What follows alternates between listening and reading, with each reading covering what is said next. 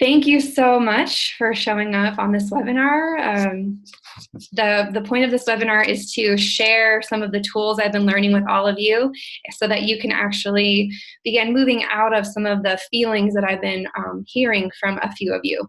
I've actually been hearing from a lot of people that there's some pretty intense energies happening, and while we've been taking so much in and we've been learning so much, and we are all kind of like saturated sponges right now. And so I felt compelled. I felt part of my process and part of my mission was to actually distill some of the things that I've been learning and actually get them on paper and organize. And for me to continue my process, there's a piece of me sharing this. That contribution actually helps me to complete part of my processes as well. So I really appreciate all of you being here because this is definitely part of the process. So first of all, let's see. I'm gonna look at the chats at the end, okay? First of all, astrologically, we've just begun 3 major new life cycles. It doesn't matter when you were born. The entire collective is starting these new cycles. And one of the cycles is gonna last for about 27 years. Another cycle is gonna last for 7 years. And another cycle will last for 9 years. And so you've all just ended a 27-year-old cycle. You've all ended a 9-year cycle, and you've ended a 7-year cycle. And what you have ended is in some ways different for each of you, but I'll say that what you've experienced over the majority of the last couple of decades was a molding into an authentic you, a more authentic you. And now we're in this limbo period where the changeovers happen, and many of us are like at this point where we don't know exactly where we want to go next. Like we have all this stuff, and a part of us feels like we just want to crumple it all and throw it away, or start over, or do something different, or move to another country. Like we all have this feeling, this urge that we want to step up and really make some big changes, and the training wheels are off. We actually have more power available to us than we have consciously for our human existence. And so now we are actually recognizing that we almost are paralysis by analysis. We're actually almost not even wanting to do anything because we don't even know if that's the exact direction we want to go. So there's a lot of us wanting to kind of come into our own and discern what is actually ours and what we actually want to move forward with.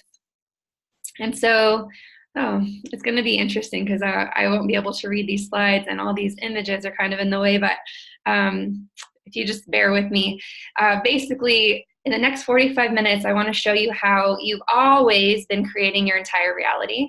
All the bits, the good things, the unpleasant bits, but it's very important that we acknowledge that now, because we actually have the capacity to do that more consciously, and that we are a constant meaning generator, that we have accumulated a lot of different beliefs, and it's more important than ever to get really clear on what we actually do believe, not what we're being told by other people, not what we're absorbing from our outside environment, but what we actually believe. And there's a way to actually get us closer.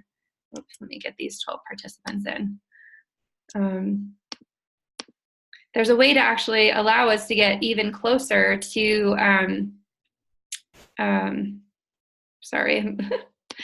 to generating that field. I apologize for the distraction. There we go. That'll be better. So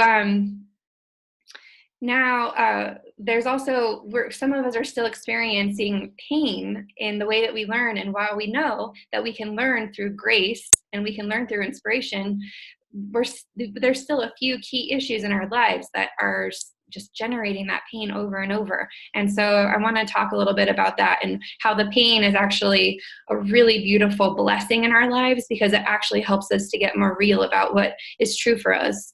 So more awesome takeaways where by the end of this webinar, you're going to learn how to make decisions from all 4 levels of your perceptions and get yourself on the same page. You'll uncover the real reason why you've been repeating patterns in life. I think I already said that. And you'll be able to integrate what you actually know, what your actual wisdom is, into how you actually live.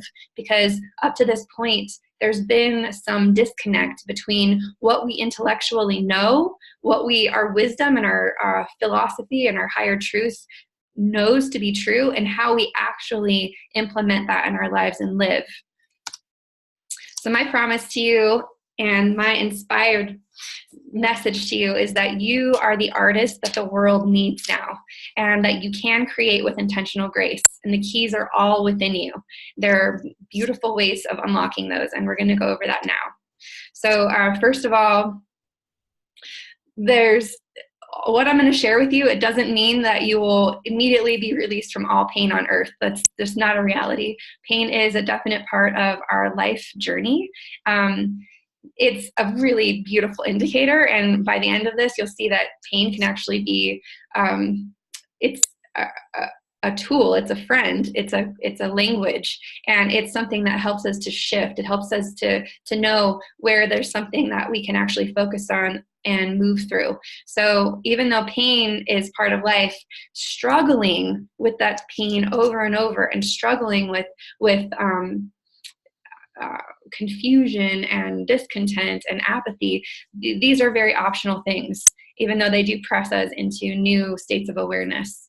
The pressure can be really uncomfortable at this time. I've talked to a lot of people who are highly uncomfortable right now and are they're just itchy for some kind of shift, some kind of jump. And there are a lot of people having crisis right now. And that's partially due to the climate of these big cycles that have shifted. We are meant to be in kind of a new place right now, because the rewards of stepping into our greater selves are exponentially larger now. And so the pain that we're feeling, or the discontent, or that shaky feeling, that's creating a climate where we can't just stay comfortable, where we can't just sit around and do the same thing we've always done, or have an apathetic worldview. It's actually time for us to step up into the sacred, creative, divine mission that we actually have here. And I don't know what my bottom one is, but it doesn't matter. I think you get the point. So is it time for a perspective shift for you? If anything I've been talking to you about sounds familiar, it's probably time for you to do an upgrade, to shift your perspective. And it's beautiful because I'm going to be giving you those tools in a minute. A lot of people have been really brilliantly inspired. They know that they have this amazing message and this amazing vision, and they haven't quite learned how to package that and deliver it, or what actual impact it will have. And so there's this little bit of like a playing small that's going on right now, but the playing small time is over. We're not small. We all have a really important part. We are all called to be artists and bring our piece to the next shift, the next wave of our paradigm. So yeah, you could tell I was in kind of a crazy state over the last few weeks. And I was considering crumpling everything that I loved up, even though it's hard to imagine. Even though I've been dedicated to it for so long, I have tested all of my beliefs about everything that I've been about.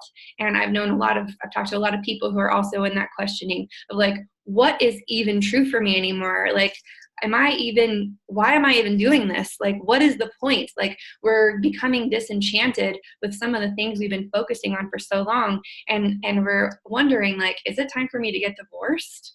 Is it time for me to divorce myself from this work? Do I even believe any of this bullshit? Like, what is actually real for me? And so I want to invite you to take a moment and pause and breathe.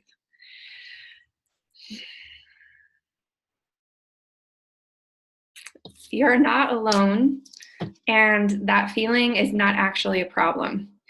The feeling of uncertainty, the feeling of apathy, the feeling that you want to crumple it up and start over, that's not a problem at all. That's actually perfect, and they're the exact right symptoms that are helping you to shift your focus. So we are moving into a time where we are completely free from the old constructs of what we used to believe and what we used to think was possible for our human energetic field. The dreams that we've had in the past, they were limited by the energetic field that we were tapping into. And I'll talk more about that as we move forward. But you have a certain mode of being in the world. Some of us have more of a thinking brain where we're really analytical and we are thinking about and optimizing about what we're going to do next in our lives. Some of us are hyper spiritual and we're always sourcing from this unbound energy and we're feeling so inspired. And then all of that beautiful inspiration sometimes crashes. And there are some of us that operate from more of a survivor or reactor mode, which is pretty much like, I don't know, I just need to get a burrito and get home so that I can friggin' turn on the TV and relax. Like that's kind of a place where we end up going, and we end up oscillating but through all of these different parts of us. Sometimes we're super spiritual, sometimes we're really analytical and thinking, and sometimes we drop into more of a survivor mode where we need to tuck in and we like shut the world out. And all of these fields are okay, but the ideas and thoughts that you have are going to be dependent upon whatever field you're tapping into in any given moment. So the good thing is we actually, it's not a static state. We can actually shift our bodies and our minds and our physiology and our focus to create an opening to another field of consciousness. I'll talk more about that in a moment. Most of you already know me. The reason that I'm here doing this today is because I learned that sharing this message is part of my divine mission. I'm just like you. I have the same doubts and fears. I have gone through the same types of questioning of like, why should I do this? Why is anything I say going to just be any different than what anyone else is saying, or other people are saying it better? Like I've had all of these thoughts too. And the truth is, if I look at it from the perspective that I'm an artist, then who cares? Every artist creates something different. Who cares if there's philosophical truth out there that's different from what I'm sharing? I love this and I love creating, and I know that all of you have that creative artist inside of you as well. And so I'm bringing my artistic expression to the table so I can help inspire your artistic expression. In my journey, I went from ceramic sculpture, then to massaging people, to like actually helping people shift their lives, to shifting my own life through energetic work. And I can, if you want, you could read this slide a little bit later, but I have a whole history of learning how to be the artist in my world by really sculpting through making a change and then observing the outcome, making a change and observing the outcome. And that's the process I'm going to share with you. So there are these 5 shifts that I want to share with you today. And I'm going to go into each one of these in depth. And I have a little chart also to show you for each one. So the first one is nothing means anything. That we're actually making everything up. And I'll explain what I mean by that. Not only does no thing mean anything, but everything can mean anything. It can mean anything. That all matter is actually completely neutral. And we're making everything up. That what it means, all it is unbound energy that's in a form and shape that we're giving meaning to. So that's the first shift that I want to share with you. The second shift is that certainty is an absolute myth. That all of the behaviors, the attitudes, the identities that we have, they're all created from the time we were young to help us meet 6 fundamental needs. And the truth is that nothing is actually certain, that all the time we're having to course correct to try and create more certainty. But this certainty seeking that we're doing is actually keeping us from being creative, from allowing ourselves to think out of the box and dream bigger dreams. The next shift is that growth is a natural process and it's happening constantly.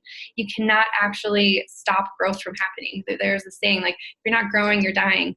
The truth is, it's always, you will die eventually, but the thing is, the growth will grow toward death. If you, we'll go more into depth when we get to that one, but like all of our experiences are growing our tree in a different shape. All of our beliefs, all of our dreams, it grows our life into a different shape. And so there is a way to actually shape the way that we grow this tree consciously. I call it a tree, but I'm using the tree metaphor because it's easier to imagine, but we'll go into that more deeply. And then belonging and excitement are natural byproducts. Like two of the things that we're constantly seeking in this earth is the feeling that we belong somewhere with a group of people in our lives, that we belong doing the work that we're doing, that we belong serving people, that we belong in our love relationships. And we're always seeking that spark of excitement, like what turns you on, what draws you, what pulls you. These are actually natural byproducts. You don't have to force these things. They happen effortlessly. And we'll see how after we address those first three that I talked about. And then contribution, creativity, and collaboration are the keys to fulfillment. So let's go deeper into each of these. First of all, nothing means anything. And so what do I mean by that? For some of you, you've been in my classes before, and some of you have seen some of my material before. I actually created a chart. There's actually a way that we perceive our environment that moves through our chakra system to reveal our beliefs and the proof that we make about everything that we're experiencing. So let me break this down. The first thing that happens, and I don't know, will this be, let me hit escape for a second.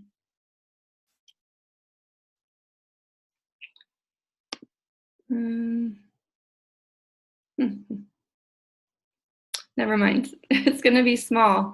And so I'll just have to, okay, no, you're not going to see it there. Sorry. First, I'm just going to tell you verbally. So the first thing that happens is there will be a stimuli in the environment. Something will show up in our physical environment. Let's say a car will honk. Okay, that's a sound environment. That's maybe not auditory or maybe not visual, but we'll hear a car honking. And so that would be the stimulus. That honking is just energy that's been created into a structure. It's a sound vibration. And it doesn't actually mean anything as it is. Like they say, if a car honks and no one's there to hear it, is it actually a car honk? Well, no, it's just energy that's put into a form.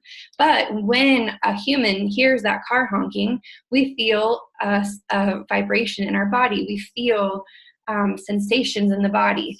Some people will actually jump from feeling that sensation. Some people will actually, like if they're driving, look to feel like, oh, I better start going. There's a lot of different ways that we might feel the sensation of a car honking in our body. That feeling also doesn't actually have any meaning. It's just your body's natural reaction to the stimuli. Then your body will create a meaning about what that feeling felt like. So there's a car honk.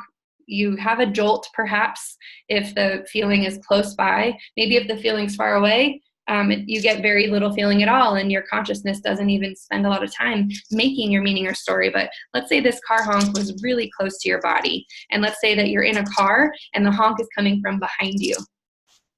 So the meaning or story that you could make is, oh, I better get going. The light turned green. Or, oh, I better look in that direction, right? So that's the meaning that you make of it. And this is a very simple meaning. It's based on a bunch of life experience that you've already had.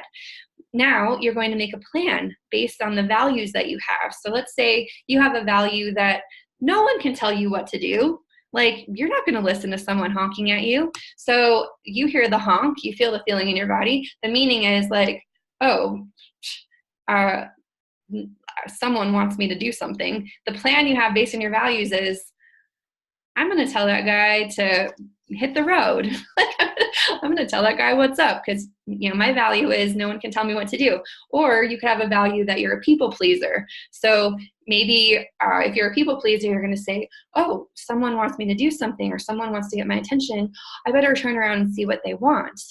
And so based on your values, you're going to make some kind of plan of action of what you're going to do next. The next step is the action you take based on your plan. So you're going to take action. Maybe you're going to hit the gas. Maybe you're going to flip someone off. Maybe you're going to just stay still and like act smug and wait for them to go around. Whatever action you take is going to give you an external outcome that will prove whatever meaning you gave. Usually we're proven correct. Usually whatever we believe, we act in accordance with our belief, and the outcome that we see proves our belief again, because we're looking for proofs. We're always trying to prove what we believe. So that loop continues and continues. And then every time you hear a car honking behind you, unless some miraculous thing has changed in your environment or changed in your belief system or changed in your values, you're probably going to behave the same every single time. So this loop shows how it could be true that nothing means anything. You can extrapolate this into everything in your life. You could extrapolate into the big things, into the little things. Test it for yourself. You will see a lot about what you believe and what your values are and how you act from those two places based on the meanings or stories that you give the feelings you have in your body. And there's some philosophies out there that the first is the thought, and then there's the emotion. And I want to say that could be true. Those emotions are actually more stimuli. They're more like sometimes you'll get a stimuli, you get a feeling in the body, you get a meaning. The meaning will create more feeling in the body, which creates more meaning, which creates more feeling in the body, which creates more meaning. And it just grows and grows and grows until you have to make a plan to change something. You have to make a plan to do some kind of action. And all of those plans and actions are still going to be based on your personal values and the meanings that you give things. So this is a quote from Donnie Epstein. As you can see, our environment can really have a strong impact on us. Our environment, especially if we are not questioning our thoughts and beliefs. But this quote is wonderful. He says, with enough coherent life force energy, you can create a greater impact on the environment than it creates on you. So that essentially means that once you get coherent in your energy field, once you get coherent with your beliefs and values and how you act in accordance to them, once you slow the process down and actually get a system of inquiry in place, your actions can be from a more conscious place, and your impact on your environment will actually shift your environment. You will have a greater impact on your environment than it has on you, because until you actually shift your focus and get more of a consciousness about the way this pattern goes, you will constantly be impacted by your environment. You're going to be constantly receiving the stimuli, feeling the feelings, thinking your thoughts, making a plan, taking action, proving it again, blah, blah, blah, blah, blah. And we're all doing this, but this is the first major game changer. And it's really important to let soak in. With enough coherent life force energy, with enough coherence inside of you, with enough inquiry into actually slowing down and feeling your stimuli, feeling your sensations in your body, inquiring on your beliefs, recognizing what your values are, making sure that those values are actually for a good reason, then you can begin impacting your environment with your actions more than it impacts and creates you. So what affects the quality of our meanings? Because if our meanings are so freaking important, well, how do we get them? Where do they come from? And the simplest way, the way that you can all feel, is the state of our physical body. If we're exhausted, if we're hungry, if we are like, our nervous system is totally on the fritz, the state of our physical body is going to definitely affect some of the meanings that we give it. Because when we're in a low frequency state, when our physical body is not feeling good and we're under-resourced, we're going to drop into the survivor and reactor modes, which are the lowest energy modes of our existence. These survivor and reactor modes, all of the only ideas that a survivor mode has available to it is, how can I get safe? How can I move away from this pain and begin to resource myself because I'm freaking out? And so the state of our physical body is going to absolutely make the biggest difference when it comes to accessing new ideas and new resourcefulness when we do our inquiry into what we believe. This also includes scar tissue on our skin. It includes our structure, alignment, and it includes our nervous system. So one of the bodies of work that I studied was neurokinetic therapy. And I discovered that the scar tissue on our body actually interrupts the neural pathways from our brain and motor control center to the muscles of our body.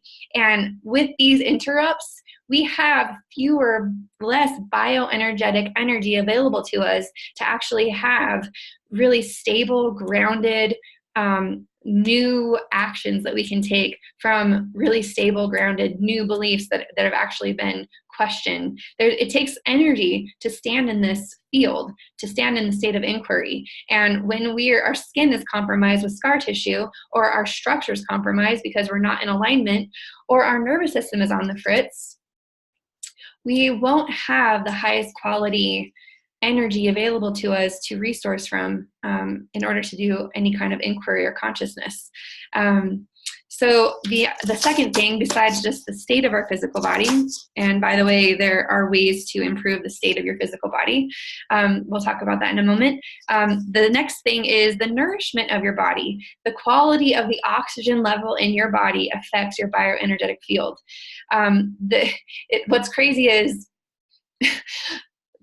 breathing is one of the things that is so constant and so ever present that we take it for granted the most. But it is the thing that without that thing, we would die in only minutes. Without that thing, we would perish immediately. And so when we began to actually nourish our body with more oxygen, we began changing our physical state, the state of our bioenergetic field. And it gives us more energy to actually access some of this process and become conscious of it. The other thing is water quality, elimination of waste and toxins, and the way that we move our lymphatic system. I have been implementing a lot of new ways of self-care and nourishing the body. I'm taking I was turned on, I went to an epi-energetics conference, and a friend of mine turned me on to this new, very high vibe CBD oil. And I've been taking that for my nervous system because I discovered personally, I have a very, very sensitive nervous system. And I get overstimulated very easily, and I drop into a survivor mode because I need to. I get overstimulated so easily. And I was noticing that the meanings that I was making from the stimuli and emotions that I was feeling, they were creating very extreme meanings in my life. And so I was having more extreme experiences and behaving in more extreme ways, usually through withdrawal into survivor mode, which was creating more of that pattern. So with the introduction of more water-based foods, with rebounding to move my lymphatic system, and these CBD oils and a few other tools that I can share with you at another time, I've learned how to nourish my body and access higher states of consciousness. So the fields of consciousness that we hang out in are the fields that we have the ideas and energy from. So so then I have here that our old emotional scars and decisions that we made in low energy states. So the beliefs that we have can sometimes we have amazing beliefs that support us in creating all the good things that we have in our lives. And we have amazing values that support us in all of the activities that we do in our lives. But there are some areas of our lives where we may have some old emotional scars and decisions that we made in low energy states that whenever those triggers show up in our lives, it drops us down in those couple of areas into these lower energy states. And so becoming more aware of that is going to definitely help us to shift the consciousness that we bring to this creative process. So next, the next thing is that certainty is a myth. And now that you know how we have a divine generator, we have been using our divine generator for most of our lives to create more certainty. There are 6 needs that all humans have, and we had to meet them ever since we were little. We had to meet them through our interactions with our parents. And so we learned different techniques, different manipulations, different behaviors. We learned that if we do this, we get that need met. If we do that, we don't. So we create like a hybrid identity of all the things that we see actually work to help us create certainty that we can get our needs met. But the truth is, it's all made up. Like it's just like a trial and error creativity that's gotten us to a place of comfort. That's all that it's been.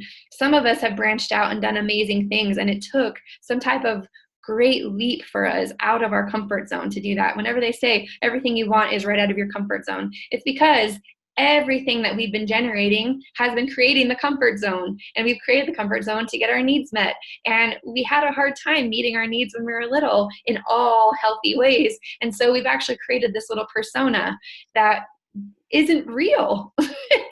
It's real to us because we're using it all the time, and we're producing results to keep making it stronger and stronger and stronger. So it feels really tangible and real. But the truth is, it really is just made up. Okay, so I'm going to list those 6 needs now. We have more to cover, so I'm not going to go really in depth into each one of these now. But those needs, I derive these needs from astrological paradoxes. And so this is actually from a natural look at the cycles of the earth and the way nature grows, the way human consciousness evolves. And so another time I'll be showing my charts. But for now, you have a strong need to know that you're a unique, special human. Tony Robbins calls this significance, but I actually call this more having a unique and special identity. And that identity is separate from another person, knowing that there's a separation there, and we're not having to reflect so much of our shadows onto another person in order to know who we are. So that's a need that we have, and there's really interesting ways that we meet that need, but it's absolutely important and fundamental for moving through the rest of these needs. The next need is stability. So we do have to know that we can do X and get Y. Like, there is some part of us that, the reason why we've created this entire process that we're experiencing, the reason we've created this entire reality that we have, like living where we live and working where we work and eating what we eat, is because we need to know that if we make this change, then we can have this outcome, and then we can repeat it and have something work. And so there are parts of our lives that we definitely need to be able to create this stabilizing circuit. We just haven't been using it to its fullest capacity. And in order to use it to our fullest capacity, we need to have some stability in a higher truth, in a higher faith, in a bigger layer of reality. And so that new type of stability is what we have available to us now, and what I would like to share with you, and what I hope you're taking away from this webinar. We also have a need to expand and grow. And in order to expand and grow, we need to have a process to be able to investigate the fixed beliefs that we currently have, so that they can actually change to accommodate the new truths that we continue to witness as we live our lives. Because these little beliefs that we had, that we hold so sacred, that kept us so safe, these little beliefs they're creating a very small life. They're creating an identity that's so fixed and rigid and meant to kind of keep us safe, but actually end up being a bit of a prison. And so there's a way to actually allow us to inquire about this, so these beliefs can continue morphing and changing, not making them wrong, just making them bigger, making them more full, more alive. And so we all have a need for this expansion. We all have a need for belonging. Belonging is connection, it's love, it's the thing that drew us to want to meet our needs in the first place, the thing that drew us to create the identities we've created, because deep down, human beings need and love connection. And the thing that's crazy is the thing that actually opens us up to the most connection is when we connect with ourselves more fully, when we connect to our soul and our spirit more fully, when we get congruent in here. It's so much easier to be in connection out there because we don't have these blocks running through this generator that keep us safe and keep us from protecting ourselves or keep us protecting ourselves. Then excitement. Excitement is something that inevitably the people who are playing safe, the people who are, which is all of us, all of these identities and beliefs and certainty and safety that we create for ourselves, this small life, we are going to be pushed and pushed to want to find something exciting. We want passion. We want that fiery life force energy. And so many of us turn to different things to try and create that excitement because we're so bogged down by stability that we need some kind of quick fix. And that's where we get kind of our dopamine hits. And there's a way, instead of like going to some kind of food addiction or some kind of like substance addiction or even a Facebook or social addiction, those are just trying to stimulate some kind of excitement in the nervous system, some kind of excitement and stability in the nervous system, some kind of belonging and identity in the nervous system. And so there are other ways to create this excitement. And when you get yourself all on one page, that excitement expands from us naturally. It's something that happens like every day, seeing the world fresh, not bogged down by the stable beliefs that we keep holding ourselves in. And then contribution is a deep fundamental need for fulfillment that really, when we are living in congruence and when we find that center and we become that creator through this generator, everything that comes through us is going to create more and more energy in our field, and it's going to affect people around us. And that service is happening all the time. Sometimes it'll be in a creative structure, like a piece of artwork or a business or some kind of nonprofit or something that you'll create in the world. But all of these creations are coming from this place of congruence inside. And so you can see how the congruence can come by actually investigating how we meet our needs and how we generate from our generator. So then growth is a natural process. So now we've talked about how our divine generator actually runs through a process of creativity constantly, and that it's running through with accordance with our meanings. I want to let you know that neuroplasticity can work for us or against us. We are constantly growing new neuro connections. And I learned from neurokinetic therapy that a pattern can be broken instantly. When I was working with scar tissue, all we had to do was identify a place in the body that wasn't functioning properly, and then find a scar that might be related. When you put your finger on the scar, you can actually see that body part begins moving functionally again. And then you can recognize where the chink in the pattern is, where the broken part of the signal is, and then you can recorrect it. And in 1 hour, we can correct movement patterns through just retraining the neuroplasticity in the mind. It happens like that, and a person can be instantly feeling freer in their body. But it's not just that one moment. There's the neuroplasticity must be conditioned. It has to be you have to act in accordance with the new pattern over and over and over to help your neuroplasticity to get stronger and stronger and stronger, to help your neurons get stronger and stronger and stronger. And so right now, we all have very strong neural pathways to what's tried and true for us, to the safety, to the certainty, to the beliefs that we have. But all of our beliefs and all of our meanings and all of our ideas and our identities, all of these like things that we think are so fixed, they can change in a minute. They can change in an instant.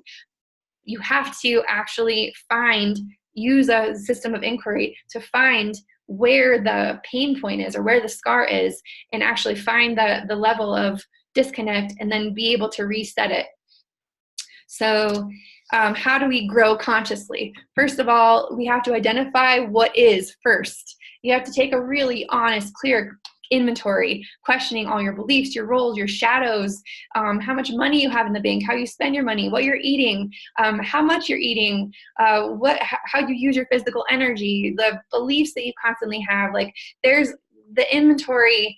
If we all did an inventory alone, just took the time to do a very thorough on every level of our perceptions, all levels of our perceptions, it would be enough to bring some awareness to it that we begin to actually shift it immediately. And so, but how many of us actually have a clear way of doing this inventory? And oftentimes when we start to do the inventory, we kind of pull away from it, because as soon as we acknowledge that something isn't quite working awesome, our delusion kicks in to tell us, no, you're fine. No, don't look at that. It's totally fine. You don't have to change that, because it starts to mess around with your certainty and the identity that you and so sacred about yourself. So first of all, taking that big, deep inventory is absolutely the first step to beginning to change and find the pain points of our belief systems.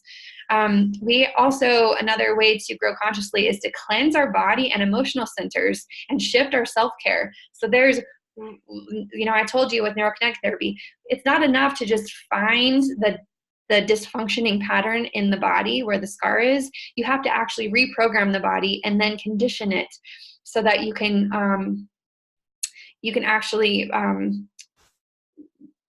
get that movement stronger, get that new pattern more clearly defined in your body. And so first of all, cleansing your body, there's a lot of different cleanses out there, and there's several that I can suggest for you.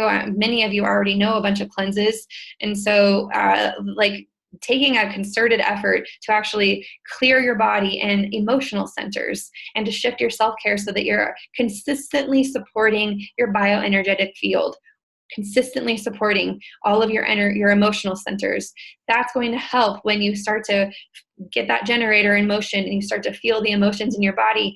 Our emotions can be really intense. Our feelings can be really intense if we're full of toxins or we're full of emotional scars that we're not really like looking at. We create coping mechanisms and movement patterns around these pain points because we want to continue living our lives. We want to be comfortable, but it's important to actually focus and cleanse these areas.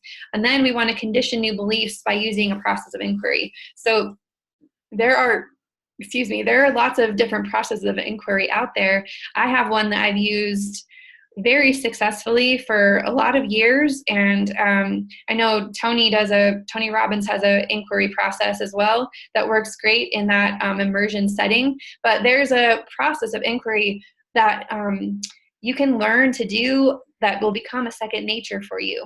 And so choose a process of inquiry that works for you, that you can either try with someone that you trust or that you know of that worked for you in the past, but you have to actually be able to question your beliefs in order to shift them and slow that process down. So then we need to stabilize loving boundaries for our life, our body, our energy field, and recognize that this life is our temple. It's sacred and ours to honor. Like so many of us kind of, I can speak for myself. In the past, I didn't quite understand the relationship between my outer life and my inner life. It was a bit mixed together, and I didn't really understand energetic boundaries or emotional boundaries or intellectual boundaries for that matter. And over the course of this work, I've started understanding more about what those boundaries actually mean and how to create boundaries with my intention and how to know what's actually right for me. Every single person has something different that's right for them. And it's not something that anyone can tell you. You have to give yourself the time and space to really inquire about what you personally need. The problem is many of us don't even know what we need. We don't even know what we want. And part of that reason is the first three things on this list, the identifying what is, the cleansing the body, and the inquiring about the beliefs. without those things, it's really hard to actually know what our boundaries should be, or what you actually want, or what you actually want to dream. And so there's a bit of a system here. A lot of us want to jump to the end of the system, and we like strengthen your actions with repeated new behavior and rituals. We have actions that we're strengthening every single day. We're always acting, and they're getting stronger and stronger and stronger every time we move through that generator loop. Every time we create a meaning, we act from our values and prove our beliefs, we strengthen that action. But when you go through this process, you actually begin to know which new actions to take based on new values that you create for yourself from your temple. Once you create new values for yourself from your temple, it's very easy to know what the next action is. And you don't actually even need motivation. You're then drawn by inspiration, because you've got this process inside of you, and you know that action is going to create this outcome that inspires you, that's in alignment with what you actually want. And so then the next is that recognize that you're affecting everything around you, and that this is how we're in service. Literally every single thing, every moment of our day, every breath we take is affecting our field around us. And we can either be putting in a low energy state that requires more and more energy from our environment, or we can be generating high quality, high levels of energy that can be palatable to other people and help them to actually have access to newer ideas and thoughts, just by asking them questions, smiling, like helping to break their pattern that they believe is happening all the time. So recognizing this service and serving from a place of effortlessness is what it can be all about. And so that's what I'm saying about belonging and excitement are natural. There's, many of us, as we move through our lives, especially if we've kind of found ourselves in kind of a safe or static space in our world, we kind of let life push us along. Like that's how we let pain be the driving force, or the decision maker, or the discomfort we get when we stay the same too long, or we stay in a job too long, or we stay in a relationship too long, or we don't change our health. We like ignore a certain eating pattern or behavior pattern. The pain catches up to us, and that is the tolerance of pain you have is how long it takes for it to catch up to you. And then we can move forward a little bit, move a little bit out of that pain, and we're basically being pushed. We're being pushed by the pain. We're being pushed by our lives. We're being kicked out of our houses. We're being kicked out of our jobs. We're being kicked out of our relationships. Push, push, push. And that is in some ways a layer of grace. You can say that that push is grace. It is the divine motivating you to make change. But what I'm suggesting is, why? when there's a different way, when we can actually be pulled towards something, it's so much different. The thing that can pull you is having a dream that you can desire and taste that's so beautiful, and recognizing that the alignment inside your body, the beliefs that you have can be in alignment with achieving that dream. The values that you have will put your plans and actions in alignment with achieving that dream. Then all of a sudden you will constantly be acting and seeing more proof that dream is getting closer and closer to you, and that will pull you. You'll begin eating differently. You'll begin moving your body differently. You'll just do it because you know that you're not doing it because you feel you have to, or because pain is biting your ass.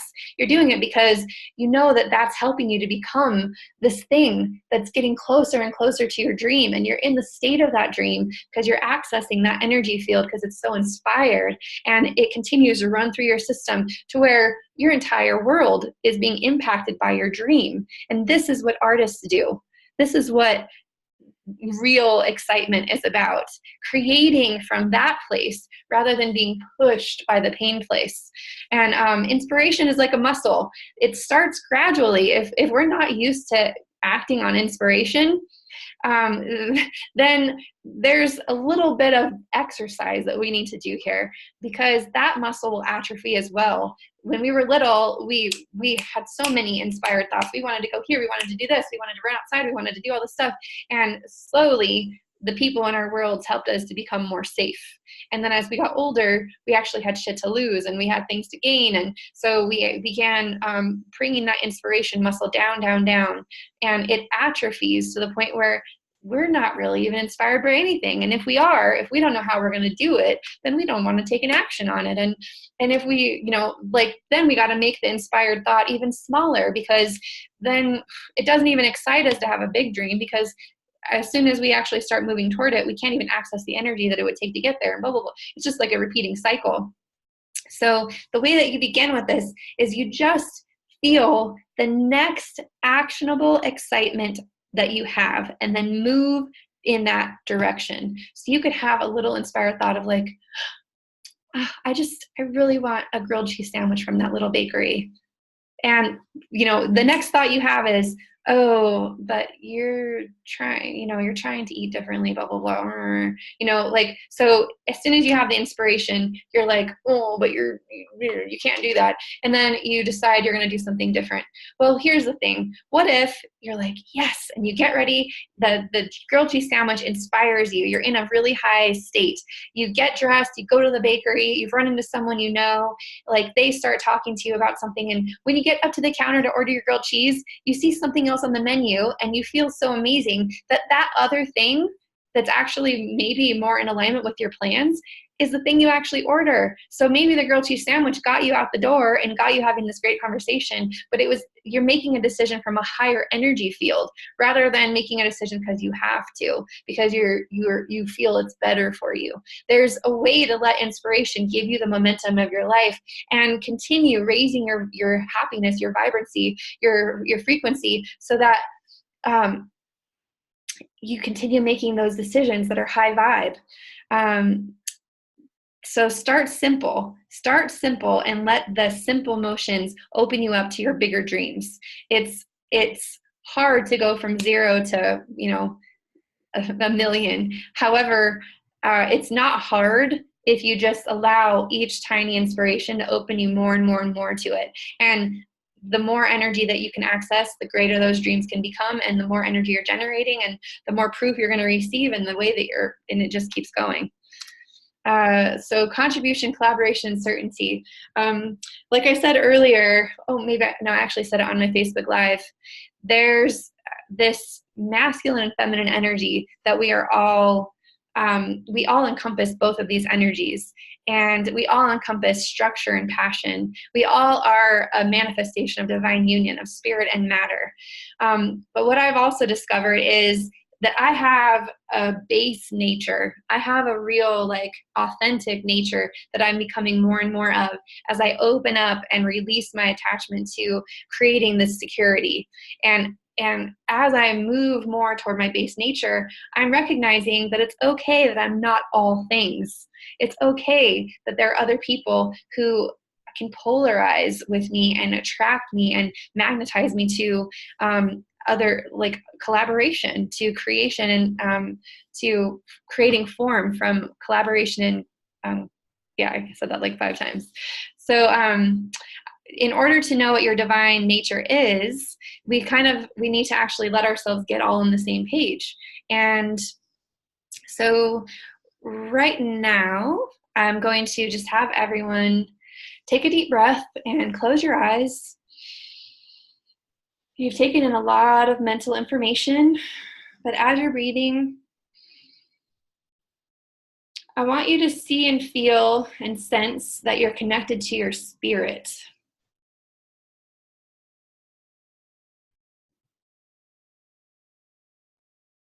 And for some of you, that might be kind of difficult. And so if you're wondering, well, am I connected to my spirit?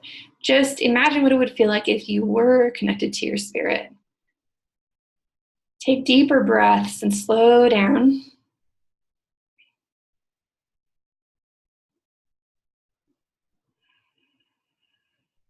And a hint is your spirit doesn't have a lot of words. Your spirit's going to be a little bit quiet. It's going to be more of a peaceful feeling, a relaxed feeling. And from this place, imagining that you are connected to your spirit, connect to the energy of your mind. The mind that's thinking, the mind that's like having ideas about what I've talked about.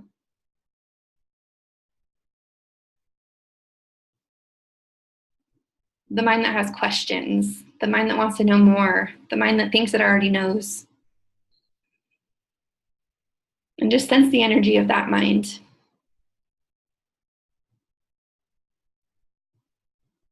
And now I want you to drop even more deeply into your body and feel any emotions that you've experienced. Think of some emotions or feel some emotions that have come up for you in the last couple of days, or even as I've been talking on this webinar.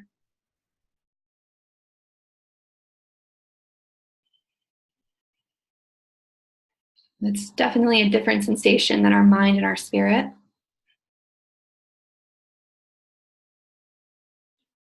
And now feel your physical body. Feel the chair underneath your butt. You put your hands on your legs and feel the physical form of you. All of these perceptions, all of these levels of you are a part of you, and they are very important. And oftentimes we favor one of these perceptions over another. And in some of these cases, we may not even be familiar with connecting to these parts.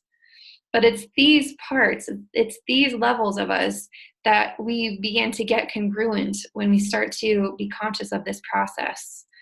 And it's from this place that we'll begin to recognize what our deep skills are and what our natural gifts are. It's from this place that we recognize that we don't have to be all things, that we can just be this. We can be spirit, we can be mind, emotions, and body.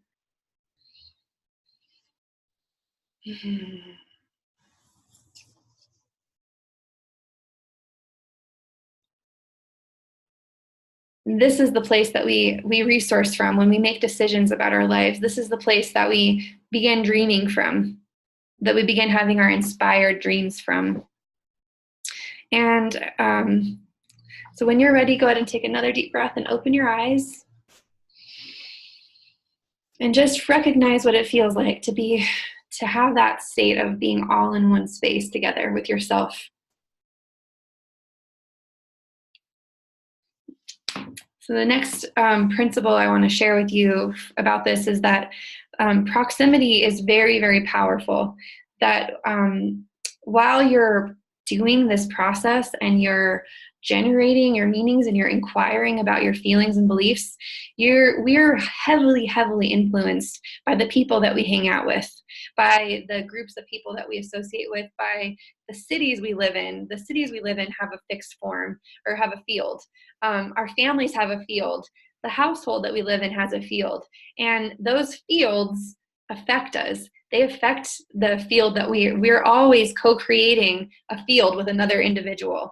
And so becoming aware that these fields are existing not inside of us, but around us will help us to discern how much more energy and how much more consciousness we're going to need to bring to any given environment that we're in. And it's also helpful to surround yourself with people who are conscious of this process too. It's very helpful to be around people who understand that they're generating their reality and they're taking responsibility for that.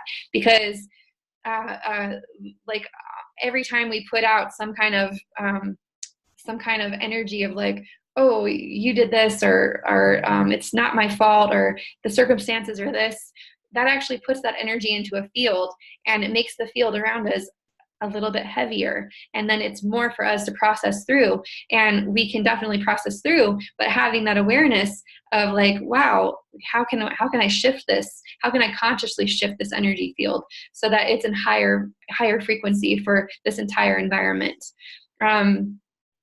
So it's very helpful to surround yourself, and that's partially why I'm creating the Grace and Ease group on Facebook. I know it hasn't been as active as I'd like it to be, but there are lots of us who want to live in grace and ease, and who we are so many sacred creators out there. And so let's pool together and continue supporting each other and sharing with each other what we discern.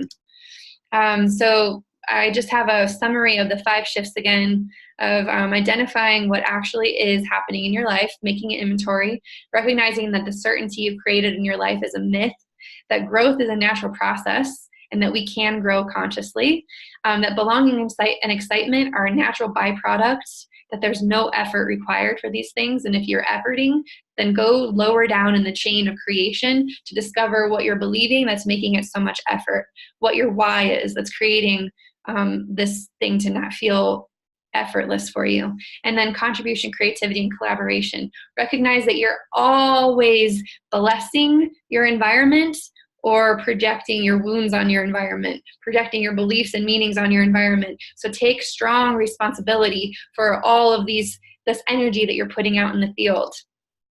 And now you have a choice. Now you have a choice to sit back and ask yourself, what will I create? What is my great gift and creative expression that I want to bring to the world? I know so many of you, I know all of you personally, I think there's only a few that I don't actually know personally, and you're all geniuses and you all have beautiful gifts. And I know that there's a very strong, unique divine purpose for all of you. So what will you create? What will you step into a process of inquiry, of questioning your beliefs, of certainty? Please, I challenge you now to actually step into that energy and take that challenge, take that opportunity, take that gift of life that you have, and create from that place, and questioning all of these things that have kept you kind of from stepping fully into that expression. And if any of you want to go deeper with me to talk about this, guiding people through this next stage of evolution is my mission and my passion. I've been teaching a class online for the last year, and I'm launching the next wave of that. And you don't have to take a class with me, but even if you want to talk about what your next step is, some of you may be like right there on the edge of launching this new thing. And sometimes just having a conversation might help you to just turn that corner. So I've blocked out, I have you could schedule with me a call. I know I've talked to many of you already. You can go to my website here. I'm just going to open it up and show you. Can you still see? I think you can still see my screen. Basically, if you go to lunation.live, you can book a call with me here. There's a book your call here, book your call here. But I also wanted to show you this intentional grace, this new class that I'm teaching here. I've really taken and synthesized everything that I just went over with you into a 6-module course to help support and challenge and push and nourish the processes that I just outlined. And so if this seems like something that you'd like, this kind of framework, I'd like to talk about that with you. But if you just feel like this was enough and you want to just implement it on your own, please just do something. Just create something. Just take action, and know that any of the feelings that you've been having, they're all just that discomfort pushing you to this next stage of evolution. Now